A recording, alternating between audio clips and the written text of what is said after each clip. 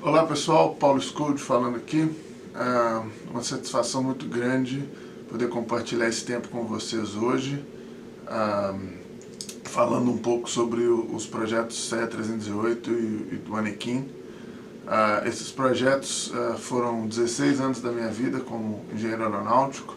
Desde 1999 eu venho me dedicando tempo a eles, terminando ali em 2015 com os recordes do Anequim.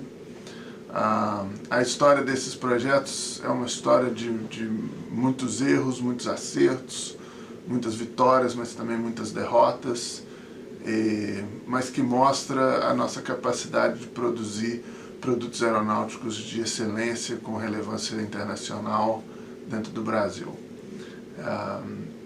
Infelizmente hoje eu não vou poder estar presente fisicamente ou numa videoconferência com vocês.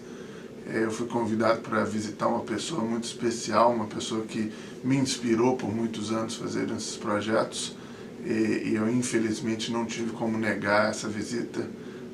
Essa pessoa é o Burt Rutan. Então eu peço desculpas por não estar presente, mas gostaria de deixar o Gunnar e o André à vontade para compartilhar.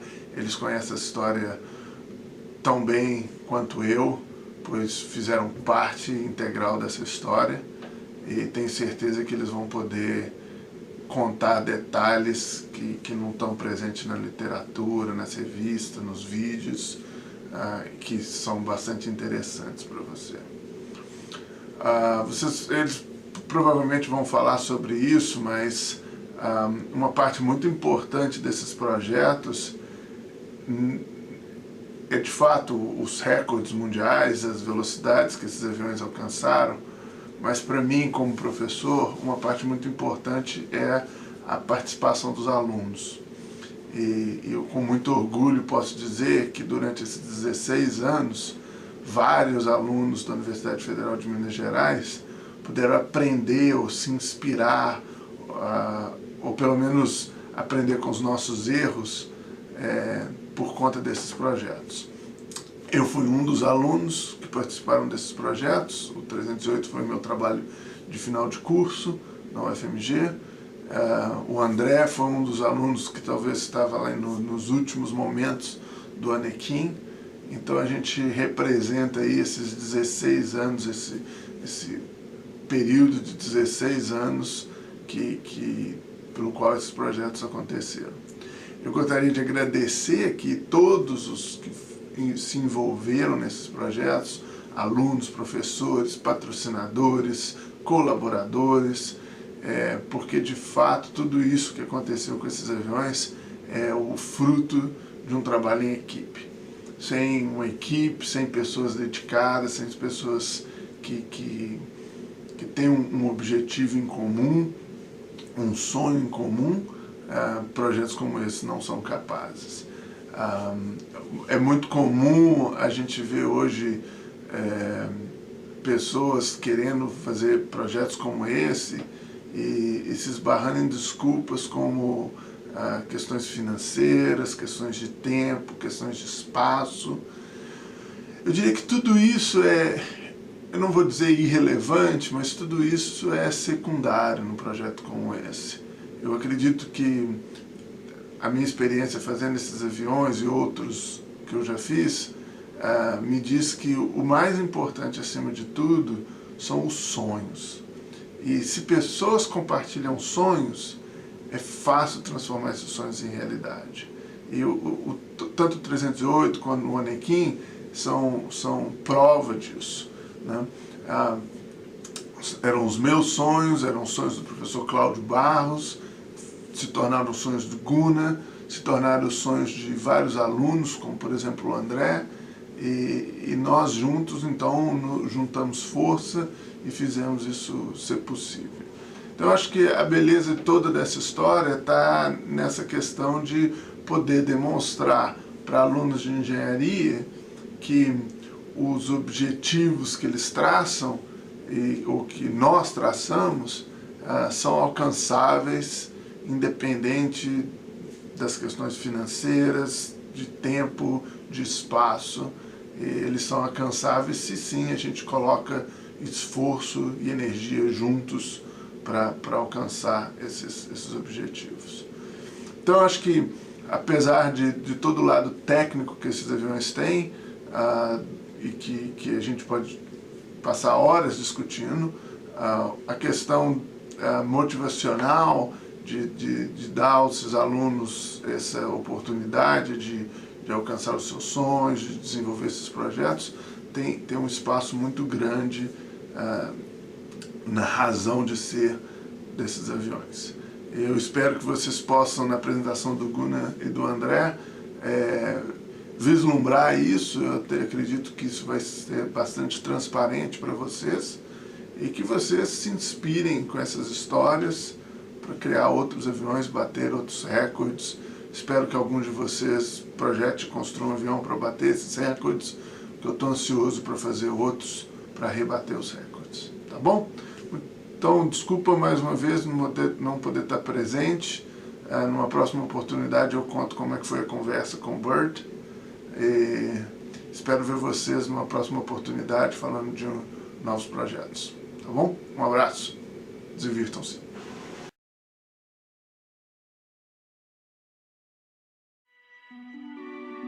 Construir o avião é uma tarefa monumental, assim, é quase que maníaco-depressivo. Eu não sei porque que eu estou fazendo isso aqui agora, mas quando eu termino um, dá vontade de fazer outro, não sei o que acontece.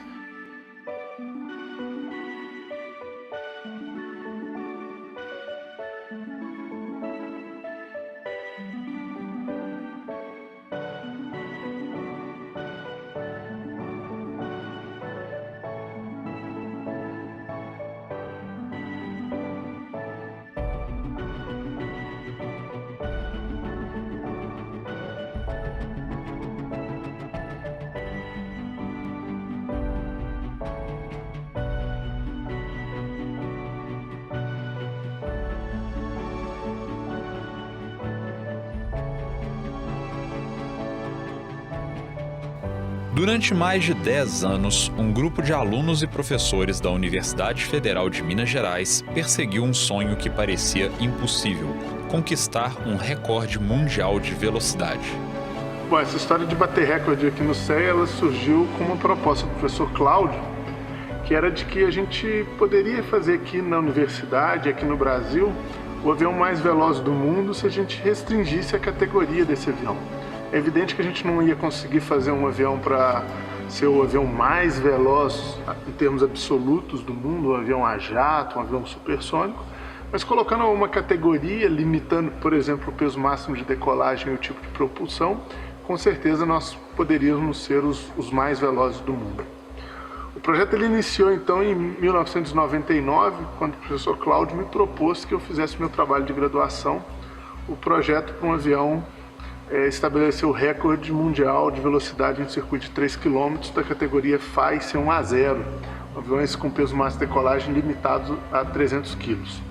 Durante o ano de 1999 eu desenvolvi esse projeto, foi o meu trabalho de graduação, meu trabalho de final de curso, e no início do ano 2000, mais precisamente no dia 29 de dezembro de 1999, a gente iniciou a construção desse pequeno avião.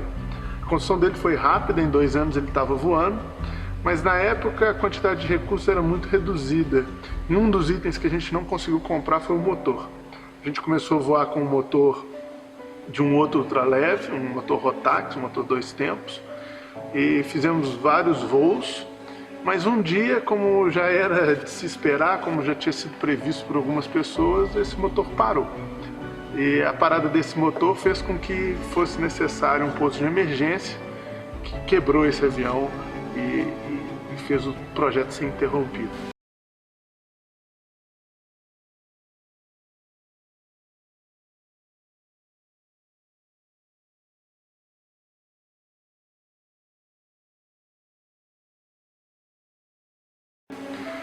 Com a chegada do Gunnar, a gente conseguiu revitalizar o projeto. Algumas modificações tiveram que ser feitas no avião, a principal delas a troca do motor para um motor bem mais confiável e a construção de uma nova asa, já que a primeira havia sido danificada. A gente terminou a reconstrução desse avião em cerca de um ano e meio, mas daí a falência da Varig fez com que o Gunnar tivesse que ir para a China para poder continuar trabalhando, e o projeto voltou a ficar parado por algum tempo. No ano de 2009 o Guna voltou para Belo Horizonte e aí a gente decidiu que era hora de tentar os recordes mundiais. No meio do ano de 2010, com a finalização das corridas da Red Bull, eu decidi então que o esforço, todo o meu esforço deveria ser concentrado na obtenção desse recorde, e foi isso que a gente fez. Ainda me lembro da Marilis, minha esposa, dizendo: olha, vocês têm que marcar um dia para o recorde. Se vocês não marcarem um dia, esse recorde nunca vai acontecer. Vocês já sabem que o avião é mais veloz, mas tem que fazer. E esse dia foi marcado, dia 1º, dia 2 de dezembro de 2010. E nessa oportunidade foi um tempo que não dá pra gente contar num vídeo de tão especial que foi. Nós quebramos então os 4 primeiros recordes mundiais no Brasil na aviação. Isso nunca tinha sido feito no Brasil. O último brasileiro que quebrou algum recorde mundial nas categorias chamadas absolutas, né, foi o Santos Dumont, com o voo mais longo, mais distante, lá em 1906.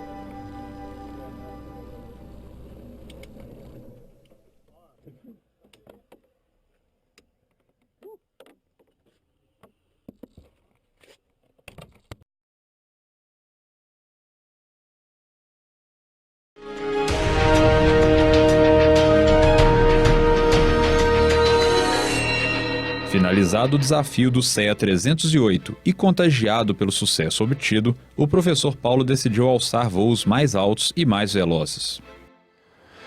Bom, na realidade, quando a gente termina de construir um avião de corrida e atinge os objetivos que o CEA 308 obteve, a gente entra numa depressão. O que fazer em seguida? E foram várias as ideias que vieram: fazer planador de acrobacia, avião elétrico, avião para 20 lugares, mas Mas um dia o Gunnar chegou lá em casa e falou: você não quer usar o motor do meu Pitts para fazer um avião de corrida? E a ideia foi fantástica, né?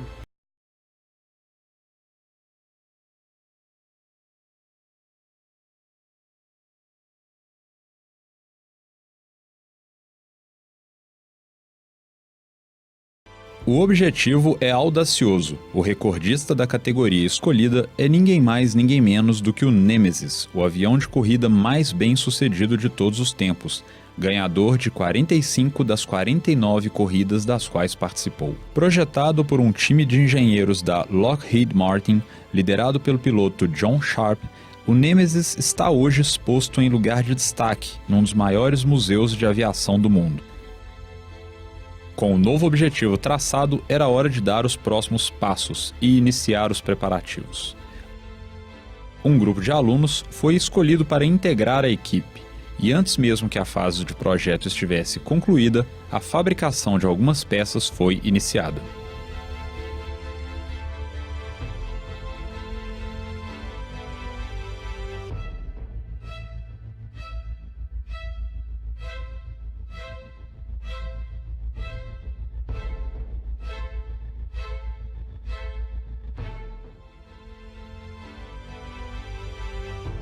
Diferentemente das outras aeronaves já construídas na UFMG, o projeto do novo avião considera a utilização intensa de ferramentas computacionais e máquinas de comando numérico.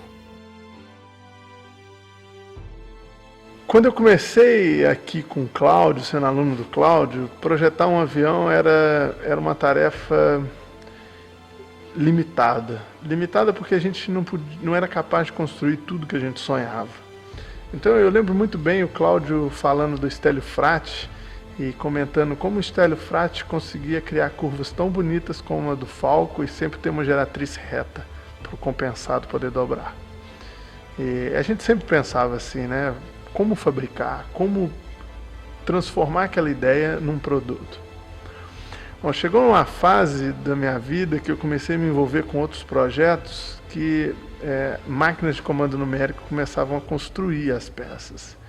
E eu via que as pessoas estavam projetando os aviões com a mesma mentalidade que era projetada antes. Não, aliás, não só os aviões, mas todas as máquinas, né? Eu projeto porque é assim que se constrói, mas na realidade quem constrói é uma máquina. E daí na minha cabeça eu fiquei pensando, bom, mas já que agora a máquina é que constrói, o que eu posso fazer com isso, né? Onde que pode ir a minha imaginação com isso? Pode ser infinita praticamente. Então hoje a ideia de construir um avião, de projetar um avião, é tentar ser o mais livre possível. Ou seja, o que eu quero? O que eu quero é o que eu vou colocar num pedaço de papel e que de alguma forma vai ser transformado em realidade depois. Para transformar este esboço de projeto em realidade, era preciso pensar fora da caixa e buscar, dentro e fora do país, as otimizações de performance necessárias para o alcance dos recordes.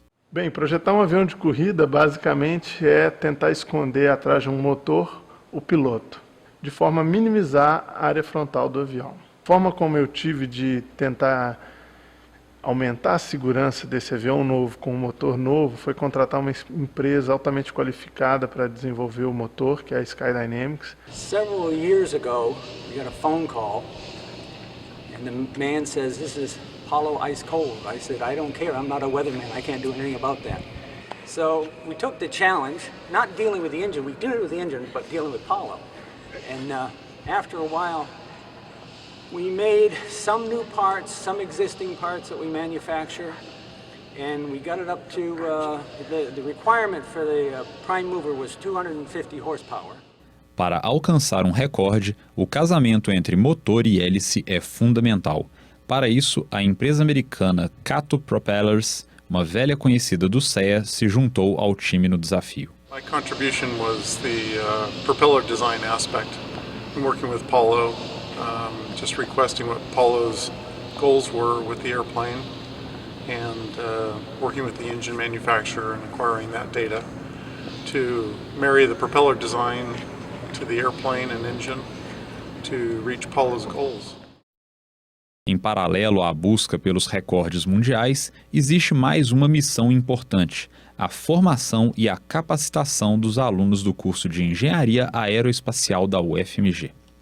A gente está distante da Embraer, nossos alunos eles não podem ir fazer estágio na Embraer durante o período letivo, e isso dificulta, então, dar a eles um conhecimento, uma noção do que é o trabalho, o dia a dia de um engenheiro aeronáutico. E com o desenvolvimento dos protótipos, a gente não só dá essa noção para os nossos alunos, mas a gente também ensina outros aspectos que são extremamente importantes para a formação de um engenheiro, que é a capacidade de trabalhar em equipe, o senso de responsabilidade técnica, a criatividade, a capacidade de gerir recursos, que são aspectos que na sala de aula é impossível da gente ensinar, mas que desenvolvendo esses aviões a gente consegue dar uma boa noção. A utilização desta filosofia de ensino no CEA teve início na década de 60 com o professor Cláudio Barros, inspirado pela sua experiência na Alemanha pós-guerra. Eu estou fazendo o meu trabalho de graduação no avião novo e eu estou fazendo análise estrutural de sistemas de comando, que seria profundor, aileron, leme e os flaps do avião. Eu estou fazendo meu trabalho de graduação dentro desse projeto. O meu trabalho é a fabricação da fuselagem dessa aeronave. Bom, aqui a gente já tem uma das partes do molde da fuselagem que a gente está desenvolvendo aqui, projetando. Esse trabalho justifica um trabalho de graduação por ser um processo de fabricação que não é muito utilizado, não é um processo convencional. Então o objetivo é descrever detalhadamente como é que o avião de material composto pode ser fabricado por esse método. Todas as peças que você está projetando para esse avião vão voar 570 km por hora com uma pessoa sentada dentro do avião. Qual que é a sensação, qual que é a sua expectativa sobre isso? Olha, o que eu acho é que esse avião tem todas as chances de vencer o recorde. Isso. E não dá um frio na barriga e saber que se der errado a culpa é sua, não? Não vai dar errado, não. E assim foi ganhando forma o mais novo avião do Centro de Estudos Aeronáuticos da UFMG, o CEA 311. O numeral 3 indica que trata-se de um avião, e 11 é o sequencial atribuído aos projetos do CEA. Diferente do 308, que manteve apenas a nomenclatura padrão na formação do seu nome, o novo avião foi batizado Anequim.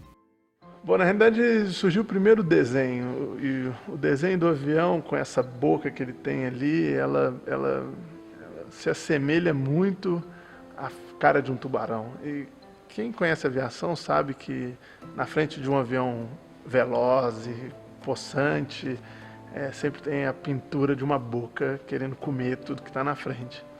E eu não me contive em desenhar lá nos meus rascunhos a boca aqui no Anequim também.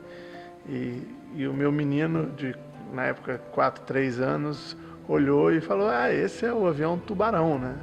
Então eu comecei a buscar um pouco do que seria o nome e encontrei o nome Anequim, que é o tubarão mais veloz, um nome brasileiro para o tubarão mais veloz que existe. E depois várias informações vieram aparecendo, até aquela de que é o único tubarão que tem sangue quente na cauda. E eu acho que é tudo que o Anequim tem, talvez não na cauda, mas no grupo motopropulsor. A construção do Anequim durou cerca de 2 anos, e as etapas de projeto, fabricação e montagem contaram com a participação de cerca de 30 alunos. É importante a gente lembrar que a gente constrói avião dentro de uma universidade, e aí tem um desafio que eu acho relevante, importante ser comentado, que é os alunos que participam desse projeto, quando eles chegam para mim, eles não sabem fazer nada. E demora um tempo para que eles aprendam a fazer, para exercer suas tarefas. E eles aprendem relativamente rápido, pela qualidade dos alunos que a gente tem na UFMG, mas quando eles ficam de fato bons naquilo que eles foram treinados para fazer, está na hora deles irem embora. Eu não posso reclamar disso, isso é a minha função aqui como professor. Todos os esforços foram direcionados para a construção de uma estrutura leve, porém muito resistente, graças à utilização intensa de fibra de carbono. Este processo de fabricação segue os mais altos padrões de qualidade e tecnologia existentes, e foi mais uma inovação, não somente para o CEA, mas para a aviação geral brasileira. A presença constante do piloto Gunnar durante a fabricação foi um ponto importante, não somente para as definições do projeto, mas para a complementação da formação profissional dos alunos.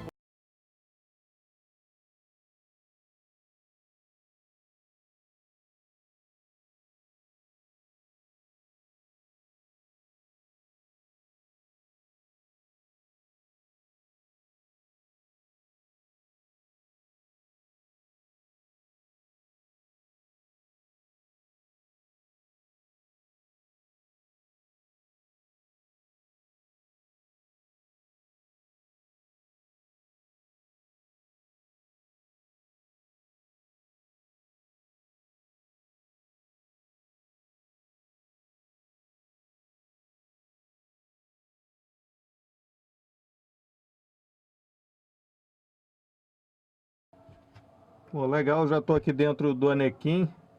Ele é bem justinho, né? É um cockpit mesmo, não tem espaço sobrando, mas é bem adequado, bem confortável. É o que se espera de um avião desse nível.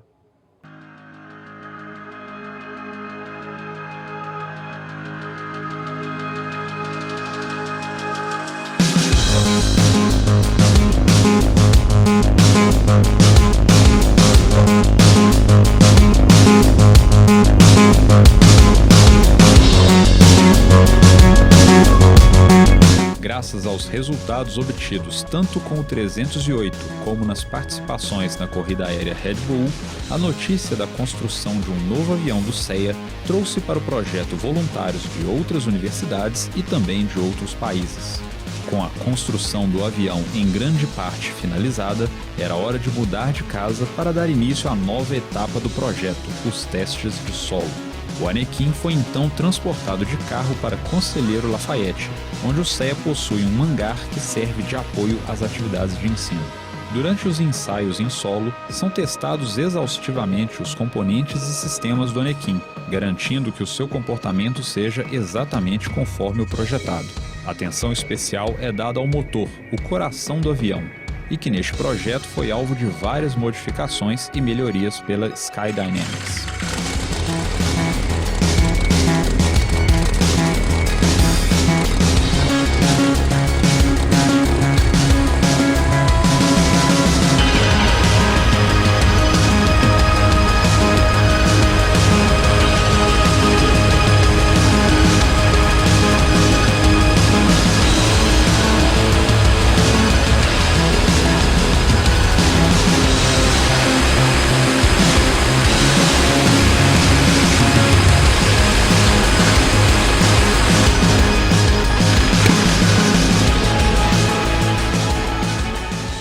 Com os resultados positivos dos testes, a data do primeiro voo vai se tornando cada dia mais próxima.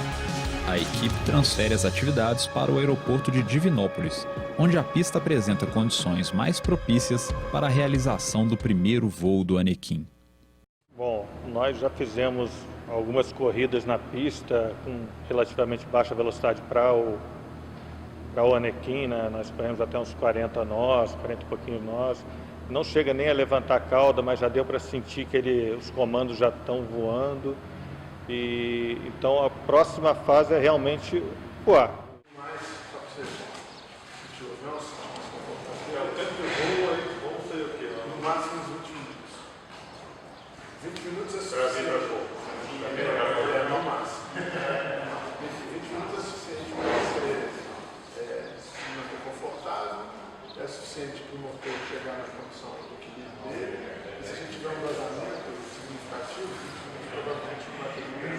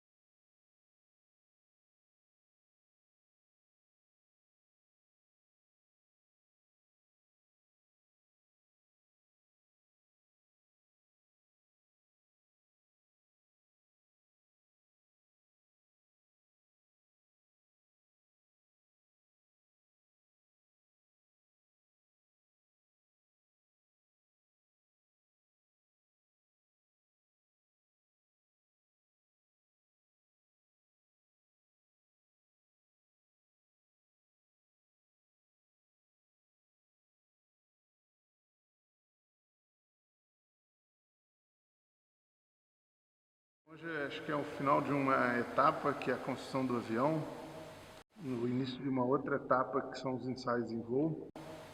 É lógico que o coração da gente fica, sobretudo o meu, fica na boca, porque é quase que como perder o controle da situação, né? Até na fase de construção, acompanhando os alunos, fabricando as peças, eu tinha o controle total de tudo que estava acontecendo. Agora colocar o gunner dentro do avião, o comando passa todo para ele e o meu controle passa a ser mínimo nessa situação, né? Eu tenho 100%, talvez mais de 100% de confiança no gunner como piloto do avião. Sei que ele conhece muito do que tem no avião, mas sempre fica aquela sensação de que eu não posso estar lá para ajudar, né? Mas é assim mesmo, a gente sabe que esse é o trabalho do engenheiro aeronáutico, esse é o trabalho que eu tento ensinar para os meus alunos como fazer da melhor forma possível, e tenho certeza que da mesma forma que foram grandes dificuldades que a gente teve que enfrentar durante a fase da fabricação do avião, a gente vai ter um monte de coisa para fazer quando começar a fase de ensaios em voo. Então muita gente acha que o primeiro voo é o final de um projeto, mas muito pelo contrário, a gente está no meio de um projeto e tem muita coisa ainda por vir, né? Eu faço uma analogia sempre com escalar uma montanha, né? Todo mundo acha que chegar no topo da montanha é o final da escalada, e de fato não é de jeito nenhum, porque você tem que voltar lá para baixo, e voltar às vezes é mais difícil do que subir. E construir um avião, sobretudo como o Anakin, que tem um objetivo bem audacioso, que é estabelecer recordes mundiais, é exatamente isso. O que a gente chegou agora, a gente chegou num dos cumes, ou num dos crux dessa montanha, e tem muita coisa pela frente para a gente passar ainda. Nos meses que sucederam o primeiro voo, vários testes foram conduzidos, expandindo aos poucos o envelope de desempenho do avião.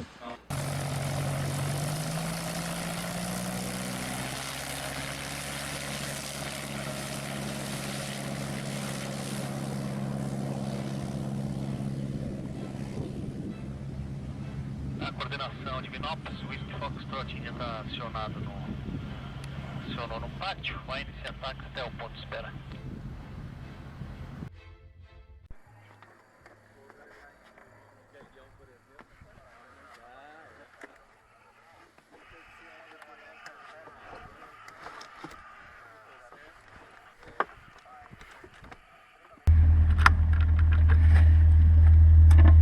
Só destrava aí para mim.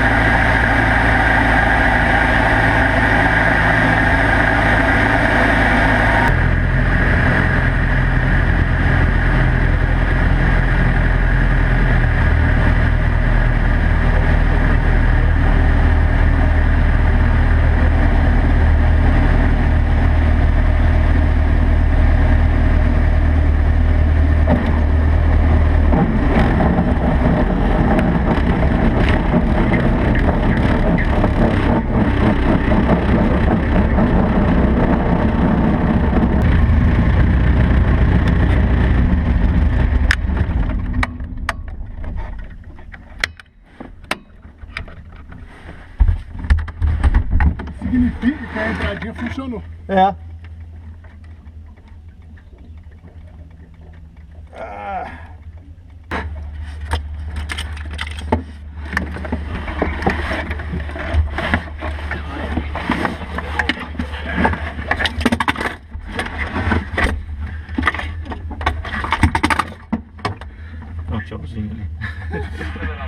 Voo de ensaio é muito interessante também porque ele é muito... Você tem muito tempo, você não tem que ter horário, não tem que ter nada. E, na verdade, você tem que se conter muito, você tem que segurar a sua ansiedade. E se for o caso, como já aconteceu, de você levar o avião, botar na carreta, levar para Divinópolis, viagem de 1h30 por aí. Chega lá, bota o avião na pista e tal, sente que tem alguma coisinha errada que não está perfeita, paciência, desmonta o avião, coloca na carreta de novo, volta para cá e faz o reparo que for necessário, e sem ficar chateado. Às vezes eu só ia poder voar daqui a 1 mês e meio depois. E foi muito interessante isso, foi uma experiência, está sendo ainda uma experiência muito boa, muito legal e muito profissional. Eu acho que não devia, vamos ver o que tem de camada aí, mas eu acho que não devia objetivar passar para cima dela ainda não. Esse camada está muito fácil, acho que se não for para passar dela... Tudo bem, mas se ela tiver a 4.000 pés AGL, a subida dos 1.000 pés até ela é uma informação boa para nós, não tem problema. Tá certo? Porque subir mais só vai esquentar o motor. Okay, a gente só tem informação dele no pior regime, né? Se a gente estiver lá em cima. Mas eu acho que não é o dia para fazer isso. Eu acho que não tem problema mesmo. Não, tudo bem, mas não é a condição perfeita. Então não tem problema, mas não é a condição perfeita. Se é a condição perfeita, a minha sugestão é não ir. Não ir para cima da camada.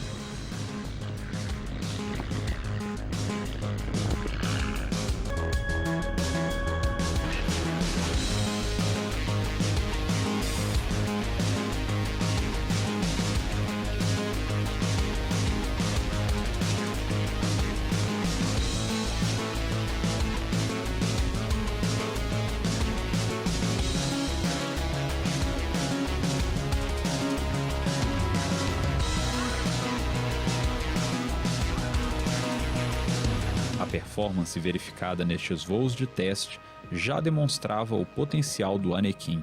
Os recordes estavam com certeza na mira. O principal recorde que está na mira é o recorde de velocidade em 3 km, que hoje pertence ao Nemesis Fórmula 1 do John Sharp. Pelas nossas contas, a gente consegue bater esse recorde com uma margem bem grande, principalmente porque esse avião do John Sharp ele se enquadra não só nessa categoria, mas também na categoria Fórmula 1 em Reno. E no nosso caso, a gente só se enquadra na categoria da FAI, a gente não se enquadra no Fórmula 1 em Reno. Fora esse recorde dos 3 km, evidentemente a gente quer bater todos os recordes de velocidade possíveis e com a autonomia que a gente tem, a gente estima que talvez seja possível bater os recordes de até 500 km. Portanto, 3, 15, 100 e 500 km. Bom, mas não para aí, a gente também quer os recordes de razão de subida. Evidentemente não com a mesma hélice, mas com uma hélice diferente, talvez com uma configuração diferente para a refrigeração do motor, a gente quer bater os recordes que hoje pertencem ao Bruce Bohannon com o Push Galore. Esses recordes são muito difíceis de serem batidos e depende de alguns truques ainda que a gente pode utilizar no motor. Em uma cartada um tanto quanto ousada, a equipe decide agendar para agosto de 2015 os voos oficiais para as tentativas de recordes, menos de um ano após a realização do primeiro voo. O local escolhido para estes voos, em especial pelas condições geográficas e infraestrutura, é a base aérea de Santa Cruz, onde o Anakin fica hospedado no lendário hangar do Zeppelin. Este hangar foi construído na década de 30 para abrigar os dirigíveis alemães que visitavam o Rio de Janeiro, e é um dos poucos desse tipo remanescentes no mundo. Durante uma semana, a equipe composta pelo piloto Gunnar, professor Paulo e um grupo seleto de estudantes e colaboradores utiliza as dependências da base aérea de Santa Cruz como apoio às atividades. A esta equipe se junta um grupo de observadores oficiais da Federação Aeronáutica Internacional, responsável pelo acompanhamento e homologação dos recordes. Para os voos oficiais, o Anakin precisa ser preparado e pesado, sob supervisão atenta dos representantes da Federação Internacional. Eles instalam um GPS de alta precisão no avião, que é responsável por monitorar os dados de cada voo para posterior análise e validação das marcas obtidas. Foram quase 5 anos entre concepção, projeto, construção e testes. É chegada a hora de ir atrás dos recordes. O primeiro deles é o de 15 km em circuito reto. No final da tarde, Gunnar decola com Anakin para 2 passagens de 15 km em sentido oposto, em um circuito pré-definido e mantendo altitude constante. Voar contra o sol traz algumas dificuldades de visibilidade e, ao retornar ao hangar, existe a incerteza se o recorde será homologado.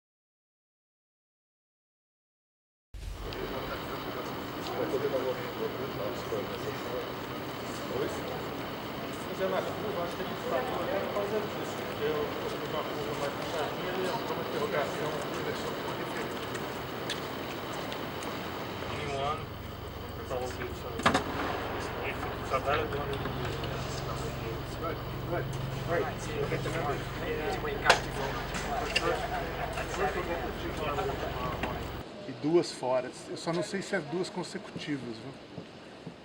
Ah, peraí, deixa eu ver. Não, peraí.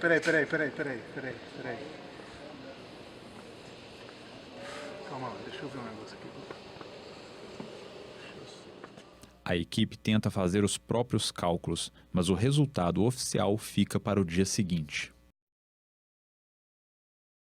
O dia começa com uma boa notícia. O recorde de 15 km foi confirmado pelo oficial da FAI, com uma velocidade média de mais de 510 km por hora. Não há muito tempo para comemorações, pois existem mais marcas a serem batidas. Desta vez, o alvo é o recorde de 3 km em circuito reto com restrição de altitude, aquele que é considerado por muitos os 100 metros rasos da aviação. Este voo exigirá concentração total do piloto Gunnar, pois serão feitas 4 passagens rasantes à pista e em máxima velocidade. O resultado final será a média dessas 4 passagens.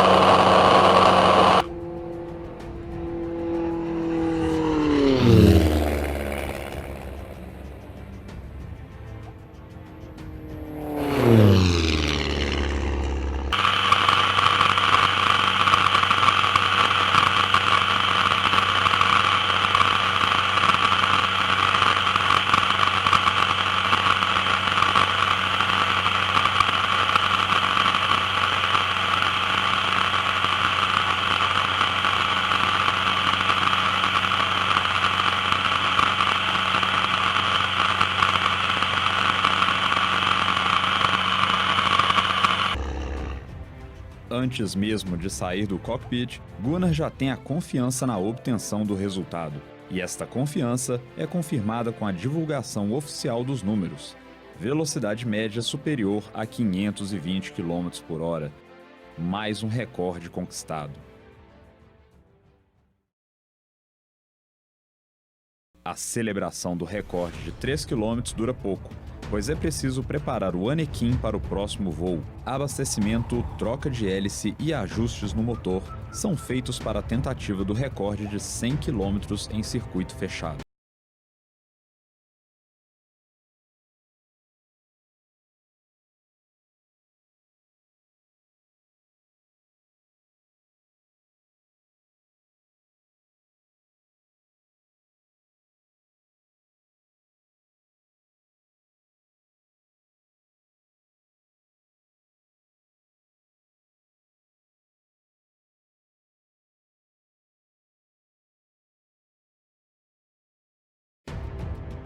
É a primeira tentativa de recorde na qual o tempo da curva também será contabilizado, e por isso o planejamento do voo é importante. Para realizar um circuito fechado de 100 km na região de Santa Cruz, sem causar interferência no tráfego aéreo da terminal Rio de Janeiro, a única opção é voar sobre o mar. Voar sobre a água por tanto tempo em um avião tão novo como o Anakin significa um risco a mais, mas a equipe não tem escolha. Um rastreador portátil de GPS é preso ao macacão do piloto. 2 emissões seguidas nas mesmas coordenadas indicariam que houve um acidente e o serviço de salvamento da Força Aérea Brasileira seria acionado. Só resta à equipe esperar pelo retorno do avião e torcer por mais um recorde. E a dupla Gunnar-Anakin não decepciona. Cerca de meia hora após a decolagem, está de volta ao hangar com mais uma conquista na mão.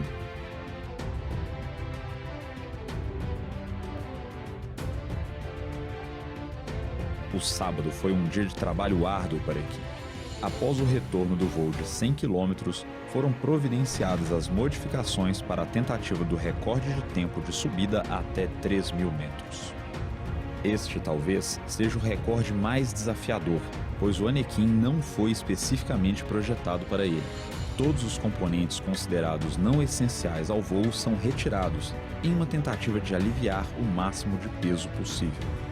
Desta vez, com o tráfego aéreo na terminal Rio de Janeiro momentaneamente suspenso para a tentativa de recorde, Gunnar estaria em contato constante via rádio.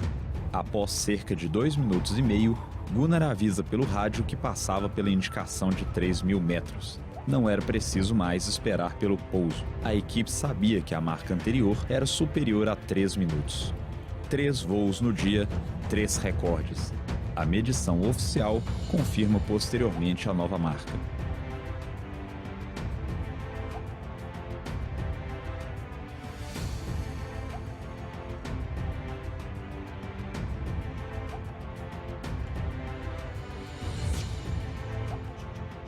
O dia começa cedo novamente, com a preparação do avião para o voo mais longo de todos, o percurso de 500 km em circuito fechado.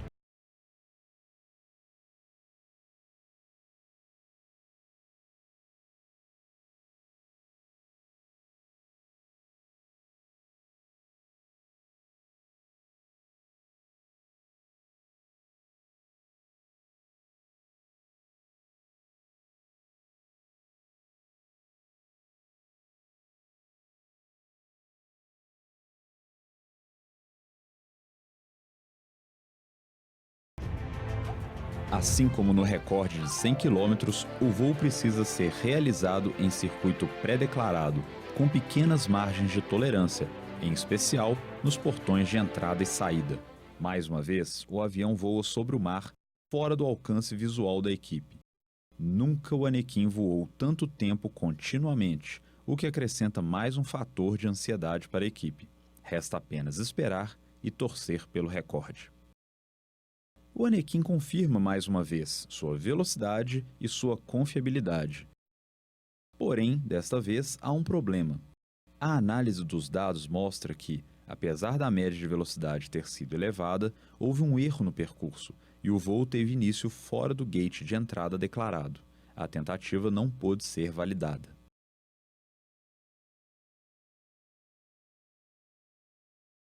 A equipe espera o final da tarde para realizar uma nova tentativa.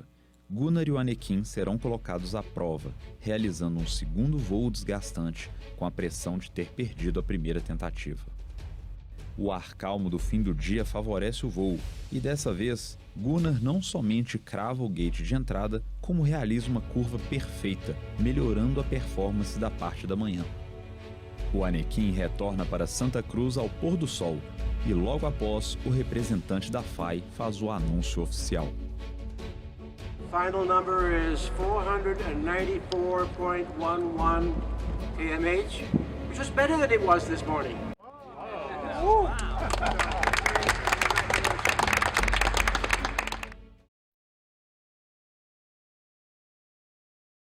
Os recordes são super bacana porque é a marca que a gente cumpriu o que a gente prometeu, né? Que era bater os recordes. E a gente ainda está aquém um pouco da velocidade que a gente gostaria, eu diria uns 50 km por hora ainda faltaria para a gente chegar onde a gente queria, mas já são recordes, né? E são recordes com vantagens expressivas sobre os outros. A razão que a gente faz isso tudo é para ensinar esses caras a fazer engenharia aeronáutica. E para ensinar eles é importante que tenha um objetivo assim lúdico, como quebrar recordes, né? Como ganhar campeonatos de acrobacia, ganhar uma Red Bull Air Race, porque isso traz a atenção dos alunos, isso motiva eles a participar de um projeto como esse. Eu sempre digo que se um vier aqui e um aprender alguma coisa com esse projeto, o projeto já se pagou.